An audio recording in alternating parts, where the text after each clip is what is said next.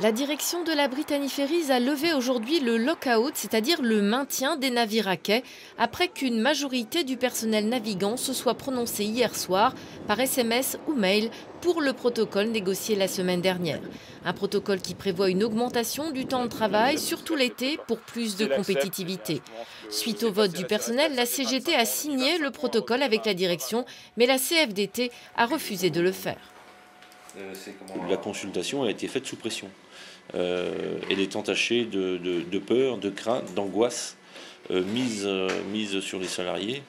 Et ça, c'est déplorable. Ça a été mis au travers du low-code, des 10 jours de salaire qui n'ont pas été payés, d'un certain nombre de sous-entendus, de fin d'entreprise, etc., qui ne sont pas acceptables si on veut aboutir, dans le cadre du dialogue, à un accord.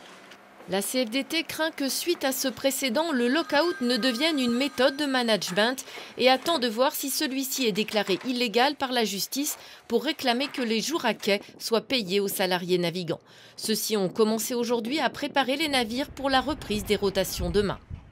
Il faut faire le tri, notamment dans les provisions qui étaient stockées à bord, remettre tous les frigos à jour, refaire un inventaire de tous les points de vente, tout remettre en route. L'ambiance est vraiment difficile pour tout le monde, la nouvelle est difficile. Les gens sont inquiets d'une manière générale. Les passagers ont réapparu à la gare maritime de Roscoff, mais le trafic ne reprendra que demain. La direction, elle, n'a pas souhaité répondre à nos questions. Dans un communiqué, elle en appelle à l'unité du personnel pour, je cite, rebondir après la tourmente.